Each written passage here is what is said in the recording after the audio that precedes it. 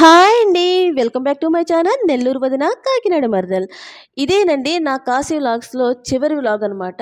So, ఈరోజు మేము 2 టెంపుల్స్‌కైతే వెళ్తున్నాము. చూసారు కదండీ! టైం వచ్చేసి 4:32 అంటే ఎర్లీ మార్నింగ్ 4:32 అంటే మేము అయోధ్య నుంచి నిన్న నైటే రిటర్న్ వచ్చేసామండి. వచ్చేసి ఎర్లీ మార్నింగ్ 2 టెంపుల్స్ ఉన్నాయి ఇంకా కాశీలో. సో, అవి కూడా చూసేసి అప్పుడు మేము ఇంకా రిటర్న్ అయిపోదాము కాకినాడ అని చెప్పి ప్లాన్ చేసుకున్నాము. సో, అక్కడికైతే వెళ్తున్నామండి. ఇప్పుడు మేము వెళ్ళేది అంటే ఇంత ఎర్లీ మార్నింగ్ ఏ టెంపుల్ ఉంటుందా అని మీరు అనుకోవచ్చు. మేము వెళ్ళేది ఏంటంటే కాశీలోని వారాహి మాత టెంపుల్‌కైతే వెళ్తున్నామండి. ఇది చాలా ప్రత్యేకత ఉన్న టెంపుల్. ఎందుకంటే ఈ కాశీలో ఈ వారాహి మాతని గ్రామ దేవతగా పిలుస్తారండి. ఎందుకంటే ఈ వారాహి మాత నైట్ మొత్తం కాశీ అంతా కాలినడకన తిరిగి మార్నింగ్ వచ్చి నిద్రపోతుందంట. సో, ఇదేనండి ఇక్కడ ఈ దేవతకొచ్చి స్పెషల్ అనమాట. సో, మార్నింగ్ నిద్రపోతుంది కదా! అందుకనే దర్శనం కూడా ఎర్లీ మార్నింగ్ 3-10 AM ఉంటుందండి. అంటే 3 గంటల నుంచి 10 గంటల వరకునే దర్శనం అనేది అలౌ చేస్తారనమాట. ఆ తర్వాత మొత్తం గుడినైతే క్లోజ్ చేసేస్తారండి. మాకు చెప్పిందైతే ఇలా చెప్పారు. కానీ అక్కడికి వెళ్ళిన తర్వాత అంతా తారుమారైపోయిందనమాట. అంటే మాకలా చెప్పారు కదా! అని చెప్పేసి మేము ఎర్లీ మార్నింగ్ మీకు టైం కూడా నేను చూపించాను. ఏ టైంకి అంటే ఆ టైంకి మేము స్టార్ట్ అయ్యామంటే మేము ఏ టైంకి లేచి మొత్తం అందరూ రెడీ అయ్యి ఉంటామో ఒక్కసారి మీరు ఊహించుకోండి. అంతలా రెడీ అయ్యి అక్కడికి వెళ్ళే టైం చేయలేదండి. ఆ టెంపుల్ వరకు అయితే ఓపెన్ చేయలేదనమాట. సో, ఎందుకు ఓపెన్ చేయలేదా అనేది మాకు అర్థమే కాలేదు. ఇంకా మేము చుట్టూ ఉన్న ఆ ప్లేస్ అంతా కూడా తిరిగి అంటే ఇంకా వెయిట్ చేయాలి కదా! అంతసేపు కూడా ఓపెన్ చేసేంత వరకు కూడా అలా వెయిట్ చేసి అన్నీ తిరుగుతా ఉన్నామనమాట. ఇంకా పిల్లలతో చాలా ఇబ్బంది అయిపోయిందండి. నేను ఈ టెంపుల్ గురించి ముఖ్యంగా ఇంకో విషయం కూడా చెప్పాలి. నేను చెప్తాను తొందరలోనే. సో, పక్కనే ఈ నది ఇవన్నీ ఉన్నాయి కదండీ! సో, ఇంకా అక్కడ కూర్చొని వెయిట్ చేసి ఏం ఉపయోగం అని చెప్పేసి ఈ లోపల అక్కడికి వెళ్ళి అంతా చూసొద్దాం అన్నట్టుగా ఆ పక్కనంతా కూడా ఏమేమి ఉన్నాయో చూసుకుంటా ఉన్నామనమాట.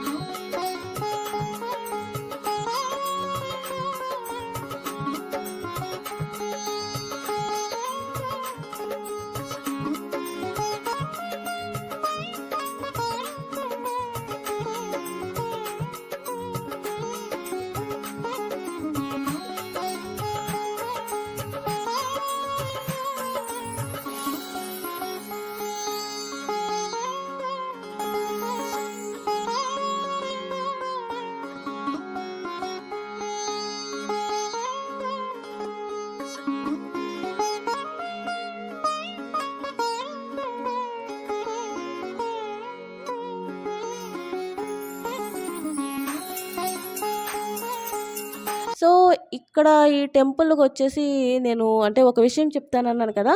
అదేంటి అంటే పిల్లలతో ఈ టెంపుల్‌కైతే రావద్దండి. అస్సలు రావద్దు. అండ్ పెద్దవాళ్ళు ఎవరైనా నడవలేని వాళ్ళు, ముసలి వాళ్ళు అలాంటి వాళ్ళు ఎవరన్నా ఉంటే కూడా ఈ టెంపుల్‌కైతే రావద్దండి. ఎందుకంటే ఇక్కడ అస్సలు డిసిప్లిన్ అనేదే లేదు. అలాగే ఒక లైన్ ఫార్మింగ్ కూడా లేదు. ఇంకా ఎలా ఉందంటే ఒకళ్ళ మీద ఒకళ్ళు పడి తోసేసుకొని అలా ఉందనమాట. అది కూడా నేను షూట్ చేశాను. సో, ఇంకా మాకైతే పిల్లలతో వెళ్ళేటప్పటికి ఎలా పడితే అలా అయిపోయిందనమాట. నార్మల్‌గా 10 ఏఎంకే అంటే 10 అయ్యేటప్పటికే క్లోజ్ చేసేస్తారు అని చెప్పి అన్నారు కదా! అసలు టెంపుల్ ఓపెన్ చేసింది 9కి ఓపెన్ చేశారండి.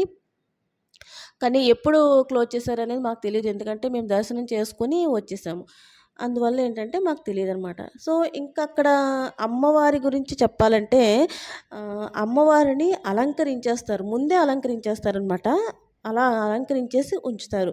నైట్ అంతా తిరిగి నిద్రపోతుంది కాబట్టి ఆ గుహ అంటే అక్కడ లోపలికెళ్ళిన తర్వాత చిన్న గుహలా ఉంటుందండి. లోపల మామూలుగా కెమెరానైతే అలౌ చేస్తున్నారు. కానీ ఆ జనంలో, ఆ తోపులాటలో పిల్లల్ని ఎత్తుకుని షూట్ చేయాలంటే నాకు చాలా ఇబ్బంది అయిపోయిందనమాట. నేనైతే లోపల షూట్ చేయలేకపోయాను. కాకపోతే ఏంటంటే అక్కడ లోపలికెళ్ళిన తర్వాత చిన్న గుహలా ఉంటుందండి. అక్కడ లోపల కన్నంలోంచే మనం అమ్మవారిని డిస్టర్బ్ చేయకుండా దర్శనం అయితే చేసుకోవాల్సి ఉంటుందండి. సో, ఆ విధంగా అయితే మేము దర్శనం అయితే చేసేసుకున్నాము. తర్వాత ఇంకా రష్‌లోంచే బయటకైతే వచ్చాము. అసలు ఎలా వచ్చామో, ఏమైందో మాకసలు తెలియనే తెలీదనమాట. అంతలా ఉంది. సో, ఎవ్వరు కూడా పిల్లలతో అస్సలు వెళ్ళొద్దండి. బాగా ఇంకా తప్పదు అనుకుంటేనే ఆ వారాహిమాత దర్శనమైతే చేసుకోండి. నేను మళ్ళీ మళ్ళీ చెప్తున్నాను. ఒకవేళ ఏదన్నా తోపులాటలు అలాంటివి జరిగినాయంటే ప్రాణాలకే ప్రమాదమండి. సో, అందుకని ఇంతలా చెప్తున్నాననమాట. నాకు ముందు తెలుసుంటే నేనైతే అస్సలు దర్శనానికి వెళ్ళకపోదునండి. నాకు తెలియక నేను దర్శనానికైతే వెళ్ళాను. సో, అలా అయితే మా దర్శనం కంప్లీట్ అయిపోయిందండి. సో, ఇక్కడి నుంచి మేము నెక్స్ట్ దర్శించుకున్న దేవాలయం ఏంటంటే విశాలాక్షి ఆలయం అండి. ఇది కూడా ఒక శక్తిపీఠమే. దీనికి ఇంకొక పేరేంటంటే విశాలాక్షి గౌరీ ఆలయం అని పిలుస్తారనమాట. విశాలాక్షి దేవతకి అంకితం చేసిన హిందూ దేవాలయం అనమాట అండి ఇది. ఈమె ఉత్తరప్రదేశ్‌లోని వారణాసి వద్ద గంగా నది ఒడ్డున ఉన్న మీర్ ఘాట్ వద్ద విశాలమైన కనులు గల దేవతగా ఇక్కడ ప్రజలైతే పూజిస్తారనమాట. ఇక ఈమెను భక్తులందరూ పార్వతీదేవి లేదా గౌరీ దేవత అంశగా భావిస్తారండి. ఈ శక్తిపీఠంలో విశాలాక్షి గర్భాలయంలో 2 రూపాలతో దర్శనమిస్తుందండి. ఒక రూపం స్వయంభువు, మరొక రూపం అర్చామూర్తి అనమాట. మనం ఆలయం లోనికి ప్రవేశించగానే ముందుగా అర్చామూర్తిని, తర్వాత స్వయంభువును దర్శించుకోవాలండి. భక్తులు మనసారా పూజిస్తే కోరిన కోరికలు నెరవేరుతాయని భక్తుల విశ్వాసం అండి. సో, ఈ లోపల ఏంటంటే కెమెరాను అలౌ చేయరు. సో, బయట వరకునే నేను షూట్ చేయడం జరిగిందనమాట. సో, చూస్తున్నారు కదండీ! ఇక్కడ కూడా చాలా రష్ ఉంది. చాలా తోపులాటగానే ఉందనమాట. కానీ అక్కడ టెంపుల్‌లో ఉన్నట్టయితే లేదు. పర్లేదు అనుకోవచ్చనమాట. చాలా జాగ్రత్తగా వెళ్ళాలండి. ఇక్కడ కాశీలోని అంటే ఇంతకుముందు చూసిన టెంపుల్స్ వరకు అయితే పర్లేదు. కానీ ఈ టెంపుల్స్ ఏంటంటే కొంచెం రష్ ఎక్కువగానే ఉంది. జాగ్రత్తగా వెళ్ళాలి. హెల్త్ ప్రాబ్లమ్స్ ఉన్నవాళ్ళైతే అసలు వెళ్ళొద్దని నేను చెప్తాను. సో, ఇదండి ఇక్కడ వరకు అయితే మా కాశీ యాత్ర అయితే కంప్లీట్ అయిపోయింది. ఇంకా మేము రిటర్న్ స్టేషన్‌కైతే వచ్చేస్తున్నాము. ఆటోలో స్టార్ట్ అయ్యామనమాట. అంటే చాలామంది ఉన్నాం కదా! అందుకని అందరూ 2 ఆటోస్‌లో ఇంకా అక్కడి నుంచి అయితే స్టార్ట్ అయిపోయి రైల్వే స్టేషన్‌కైతే వచ్చేసాము. తర్వాత ఇంకా మా జర్నీ అయితే ఈ విధంగా సాగిందనమాట. సో, ఇంకా నెక్స్ట్ మేము వీడియోస్ అయితే ఏం తీయలేదు. ఎందుకంటే ఇంకా పిల్లలకి అది హెల్త్ బాలేదు. అలాగే మా వర్షుకి, ఆరోన్‌కి అందరికీ కూడా కొంచెం వామిటింగ్స్, మోషన్స్ ఇంకా అలాగా చిన్న చిన్న హెల్త్ ప్రాబ్లమ్స్ వచ్చేసినాయి అనమాట. అంటే చాలా రోజులు తిరిగాం కదా! ఇంకొక విషయం ఏంటంటే కాశీలో టెంపరేచర్ చాలా ఎక్కువ ఉందండి. దగ్గర దగ్గర 50 డిగ్రీస్ వరకు కూడా వెళ్ళిపోయిందనమాట. మేము అలాంటి టెంపరేచర్‌లో ఇంత అంటే చిన్న చిన్న పిల్లలతో అలాగే పెద్దవాళ్ళు కూడా ఉన్నారు. అందరితో ఇంకా ఈ కాశీ యాత్ర అయితే మేము చేయాల్సి వచ్చింది. ఎందుకంటే ఇప్పుడు హాలిడేస్ కదండీ! అందుకని ఇప్పుడే వెళ్ళాము. తర్వాత ఏంటంటే పిల్లలకి స్కూల్ అది ఓపెన్ చేసేస్తారు. ఎక్కడికి వెళ్ళడానికి అవ్వదు. సో, అందుకని చెప్పేసి ఇంకా ప్రత్యేకించి ఇప్పుడు వెళ్ళి అన్నీ చూసొచ్చేసామనమాట. సో, అందుకని ఇంక నాకు రిటర్న్ జర్నీ ఏంటంటే నేను వీడియో షూట్ చేయలేకపోయాను. సో, మా కాశీ యాత్ర అయితే చాలా బాగా జరిగిందనే చెప్పుకోవచ్చండి. అంటే చిన్న చిన్న ప్రాబ్లమ్స్ ఉన్నా కూడా అందరం సేఫ్‌గా ఇంటికైతే రీచ్ అయిపోయామనమాట.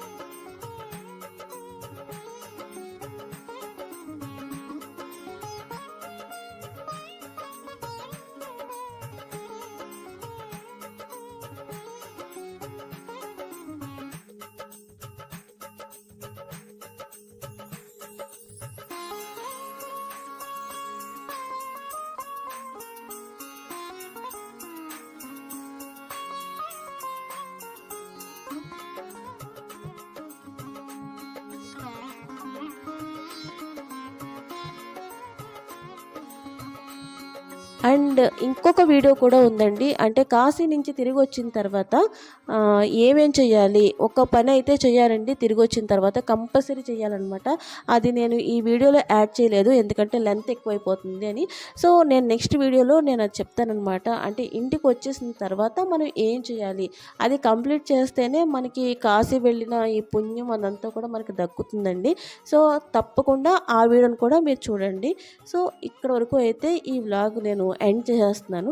నా వీడియోస్ కనుక మీకు నచ్చినట్లయితే please subscribe my channel. And ఇలాంటి ఇంట్రెస్టింగ్ వీడియోస్ కోసం నా ఛానల్ అయితే ఫాలో అవుతూ ఉండండి. Thanks for watching.